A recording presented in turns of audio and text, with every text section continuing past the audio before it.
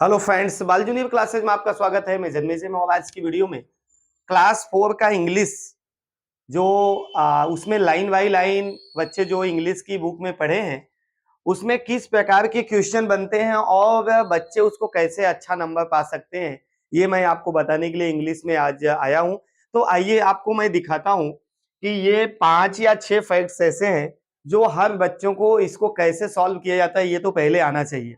और वो क्या है ये बताने के बाद मैं आपके बुक ये देखेंगे, आप चौथी क्लास का बुक है, इंग्लिश की बुक है, चौथी क्लास का सेकंड लैंग्वेज है। इसमें क्या दिया है, किस प्रकार से इसमें क्वेश्चन बनता है ये भी मैं आपको अभी बता रहा हूं। सबसे पहले ये देख लें, क्लास 4 इंग्लिश है, find out the rhyming word from the poem. पहला तो find out the rhyming word. अब सभी बच्चों को ये जानना चाहिए कि राइम वर्ड क्या होता है। राइम मीन्स होता है तुकबद्धता या तालबद्धता, इसको हिंदी में कहते हैं कि एक वर्ड का दूसरे वर्ड के साथ तुक हो। तो ये आपके लिए तो आसान वैसे भी रहता है क्योंकि ये एक पोएम रहेगा और पोएम में वो लाइनें दी रहेंगी, केवल आपको उसमें से छांटना है, निकालना है कि कौन सी लाइन किस लाइन के साथ तालबद्ध है। इसमें आप जो फर्स्ट चैप्टर में पहला ही है जो यूनिट फर्स्ट है देखेंगे, लेट अस सेलिब्रेट में, ये प्रथम सेमेस्टर का था लेकिन आप इसमें देख लेंगे, यहां दिया था साउंड का राउंड, इसमें दिया भी है साउंड, साउंड का आपके जो बुक में दिया है वो दिया है राउंड।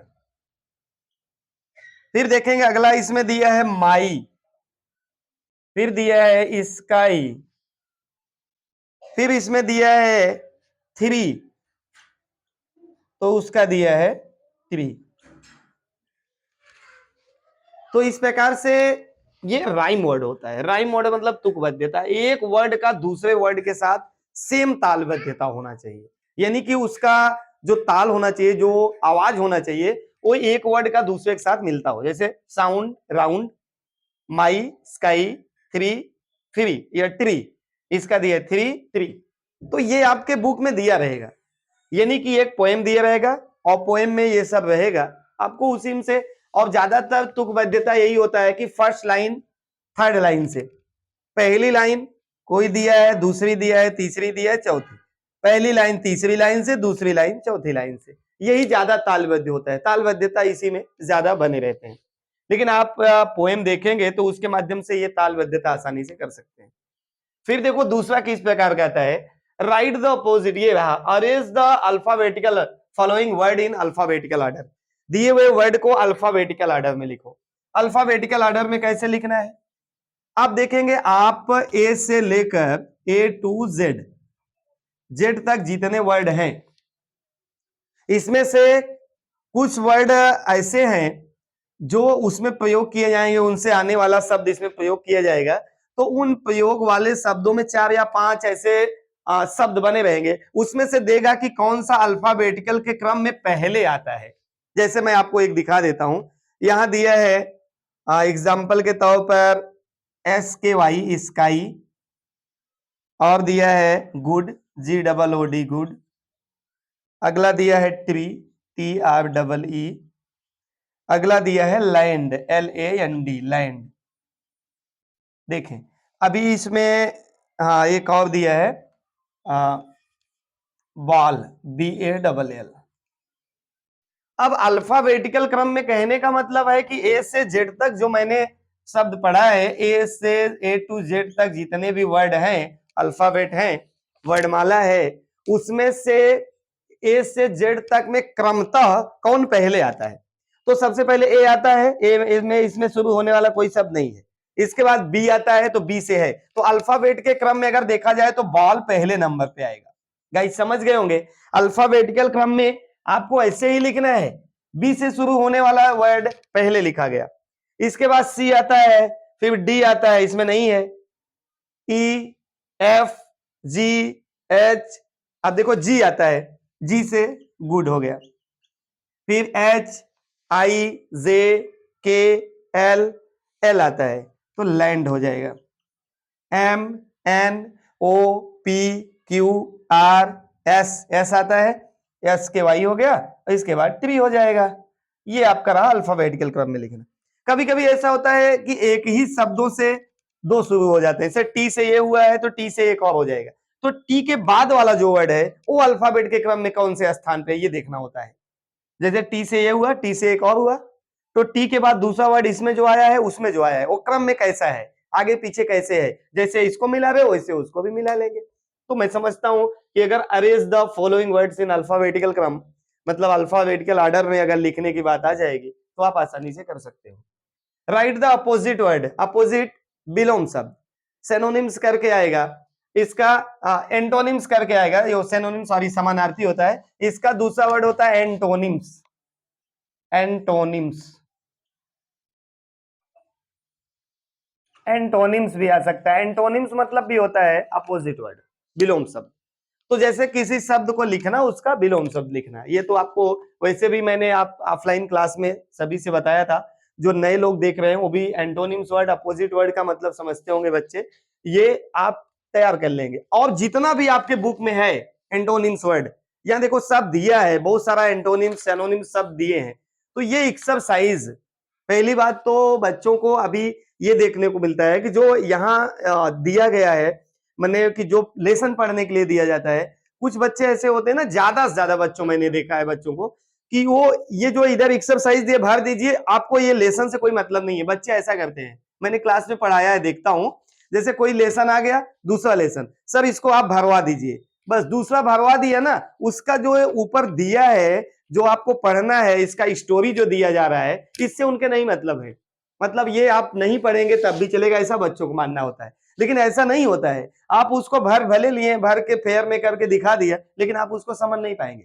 जब आप उसकी स्टोरी जानते रहेंगे, जब आप पोएम को जानते रहेंगे, उसको हिंदी में ट्रांसलेशन जानते रहेंगे, इसमें कहना क्या चाहता है, ये किसके बारे में क्या कह रहा है, जब इसको आप अच्छे से जानेंगे, लाइन बाई लाइन उसका अर्थ जानेंगे, तब आप उसको भरेंगे। तो मुझे भराना भी नहीं पड़ेगा, जो फिल इन द ब्लैंक्स रहेंगे वो मुझे कराना नहीं पड़ेगा, आप अपने मन से कर लेंगे। केवल थोड़ा सा आपको ट्रिक बता देंगे कि बेटा इसमें इस प्रकार से हो जाएगा, आपने अभी पढ़ा था वहां क्या बोल रहा था, ये आ गया, तो आप कर सकते हैं। तो कहने का मतलब ये है कि बच्चे जो ये पहला मेरा सजेशन उनके लिए रहेगा कि जो इसमें लेसन्स दिए रहते हैं, अभी देखो ये किताब है किसी बच्चे का, इसको पूरा फिल कर दिया है, तो ये चीजें अगर वो जानता रहेगा तो ये अपने सेल्फ में रिफिल कर सकता है अपने मन से। तो ये चीजें आप स्वयं से करोगे वो आपके लिए हमेशा के लिए आपको याद हो जाएगा। और जो केवल आप ये सोचते हैं कि एक्सरसाइज करा दीजिए, एक्सरसाइज भाई हम करके फेयर में लिख करके आपको दिखा देंगे, तो उस प्रकार से आप एक बार तो कर लेंगे, लेकिन जब एग्जाम्स आ गए या आपका टेस्ट होने लगा तो टेस्ट में आप भूल जाएंगे, क्योंकि आपको स्टोरी के बारे में मालूम ही नहीं है क्या है इसमें। तो कहने का मतलब इसमें जो स्टोरी दी गई है, कहानियां दी गई हैं, पोएम्स दिया गया है, इसको लाइन बाय लाइन जब आप समझेंगे, इसको जब बताया जाता है तो उसको समझें आप, तो ये फिल इन द ब्लैंक्स आपके लिए आसान हो जाएगा। पूरी किताब में ये सब देखो फिल करना है, सब भरना है अलग अलग, कहीं कहीं अल्फाबेटिकल क्रम में भरना है, इसमें देखेंगे दिस दैट दिस दोस का प्रयोग भरना है, तो वो भी मैंने आपको इधर दिखाया है। राइट द अपोजिट वर्ड हो गया।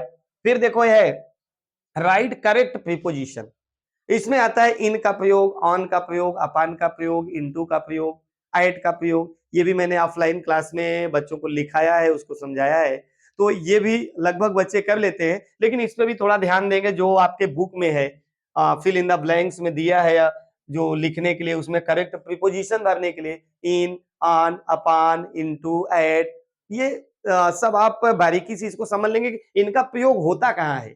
वैसे इसको लिखा दिया गया है, इनका प्रयोग कहाँ होता है, ऑन का प्रयोग कहाँ होता है, एट का प्रयोग कहाँ होता है, अपान का प्रयोग कहाँ होता है, इनटू का प्रयोग कहाँ होता है, बिटवीन का प्रयोग कहाँ होता है। तो ये चीजें आप जानते रहेंगे तो बहुत आसानी से इसमें बोल क्या रहा है उसको भर सकते हैं। Read the passage and answer the question. अब देखो एक पैसेज, वही मैंने आपको अभी फिर से बताया कि जब आप इस पैसेज को नहीं पढ़े रहेंगे और पहली बार इसको जब एग्जाम में पढ़ेंगे तब आप नहीं कर पाएंगे। एक बार आप इसको पढ़े रहेंगे, पैसेज को पढ़िए और उसका पैसेज में क्या बोल रहा है, किसके बारे में कौन सी स्टोरी है, क्या कोई वार्तालाप है, उसको जब समझे रहेंगे तो नीचे जो क्वेश्चन दिया है उसका आंसर उसी वार्तालाप से आप आराम से लिख सकते हैं, उसी में दिया रहता है आंसर। आपको केवल इसको समझने की जरूरत है पैसेज को अच्छे से, तब आप क्वेश्चन को पैसेज में ढूंढ लेंगे, आसानी से कर लेंगे। फिर अगला है दिस दैट दिस दोस का प्रयोग, ये भी मैंने आपको बताया था। दिस का प्रयोग एक वचन नजदीक की वस्तु, दैट का प्रयोग एक ही वचन दूर की वस्तु, दिस का प्रयोग एक वचन सॉरी बहुवचन नजदीक की वस्तु, दोस का प्रयोग बहुवचन दूर की वस्तु के लिए करते हैं। और ए आयन का प्रयोग कहाँ होता है? अल्फाबेटिकल ऑर्डर में वावेल साउंड और कॉन्सोनेंट साउंड के पहले किसका प्रयोग होता है, कैसे, सारा मैंने आपको लिखाया है, बताया है। और जो बच्चे इसको देख रहे हैं, आप ये किताब के एक्सरसाइज को थोड़ा सा बारीकी से समझो। केवल ये नहीं समझना है कि बस मेरा भर दिया गया है, इसको बंद रखो, भर तो दिया गया है, ऐसा समझते हैं। तो ये समझेंगे तो आपकी परीक्षा में थोड़ा सा तकलीफ होगी आपको। मतलब अभी से परीक्षा में एक अपना स्थान बनाए रहेंगे ना, तीसरी, चौथी, पांचवी, छठी, सातवीं, आठवीं, तब आपको कॉन्फिडेंस बढ़ता चला जाएगा। ऐसा होता है कि अगर बच्चे तीसरी, चौथी में कमजोर है पढ़ने में ना, तो अचानक पांचवी, छठी में जब वो मजबूती पहुंचते हैं तो थोड़ा सा वो अच्छा परफॉर्मेंस नहीं कर पाते हैं। तो जो छोटे क्रम से, मतलब दूसरी, तीसरी से किताब में जैसे दिया है वैसे व्यवस्थित टेस्ट में लिखना और वैसे भरना, ये चीजें जब छोटी क्लास से जानते रहेंगे तो बड़ी क्लास में पहुंचते पहुंचते उसका सुधारात्मक कार्य धीरे धीरे बढ़ता चला जाता है। तो ये चीजें अभी से ही तरीका बताया जाता है, तरीके में कैसे आपको लिखना है, टेस्ट में दिया गया तो इसको कैसे। अभी देखो जैसे सिंगुलर और प्लूरल आता है लिखने के लिए, तो बच्चों को बताया जाता है कि बच्चों एक तरफ सिंगुलर लिख लो, एक तरफ प्लूरल, तो सिंगुलर के वर्ड इधर पहले लिख लो तो उसका प्लूरल बना लो। नहीं तो बच्चे ऐसे बस वो लिखे, उसी के सामने वैसे लिखते चले गए। थोड़ा सा ये सब जो ऑर्डर है, क्रम है, उसी हिसाब से करेंगे तो आने वाले समय में उनके लिए बहुत अच्छा रहेगा। तो ये देखेंगे दिस दैट दिस दोथ का प्रयोग बताया गया था, और इसमें जितनी भी चीजें मैंने आपको बताया है ये सब आपके बुक से मिलता है। और इतना अगर आप तैयार कर लें, इसके बाद जो इसमें पैसेज से भरने के लिए दिया है, कुछ फिल इन द ब्लैंक्स ऐसे भी हैं जो आपके पैसेज से मिलते जुलते हैं, उसको भी आप समझो। भर दिया गया है चलेगा, लेकिन फिर से समझो उसको कि इसमें ये आया है तो क्यों आया है, और ये पैसेज में कहां दिया गया है, बोलना क्या चाहता है, कहना क्या चाहता है। तो इन चीजों पे थोड़ा सा फोकस करेंगे तो आपके लिए बेहतर होगा। तो आज के लिए इतना ही। ये चौथी क्लास के इंग्लिश का जो पैटर्न है, बच्चों को कैसे पढ़ना है, ये मैंने आपको बताया है। उम्मीद करता हूं कि आप इसी के अनुसार लिख कर तैयार करके बढ़िया से एकदम इंग्लिश में अच्छा नंबर लाने की पूरी कोशिश करेंगे। तो आज के लिए इतना ही। नेक्स्ट वीडियो में नेक्स्ट टॉपिक के साथ आपसे मिलेंगे, तब तक के लिए आपको बहुत बहुत धन्यवाद। Thank you.